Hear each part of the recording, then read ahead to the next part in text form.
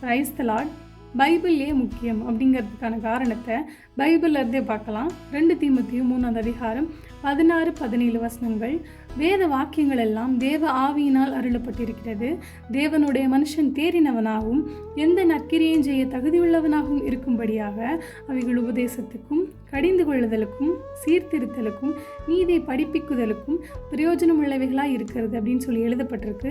இதுக்கு அர்த்தம் என்னென்னா, முதல் காரணம் பைபிளில் இருக்கிறது எல்லாமே தேவனுடைய வார்த்தைகள். 2வது காரணம் என்னென்னா, சயின்ஸில் எக்ஸ்பெரிமெண்ட்லாம் இருக்கும் இல்லையா, அதெல்லாம் எப்படி பண்ணணுங்கிற இன்ஸ்ட்ரக்ஷன்ஸ் கொடுத்துருப்பாங்க. ஆனால் மனுஷங்களாக இருக்கிற நம்ம எப்படி வாழணும் அப்படிங்கிற இன்ஸ்ட்ரக்ஷன்ஸ் இருக்கா அப்படின்னு சொல்லி கேட்டிங்கன்னா பைபிளில் இருக்குது.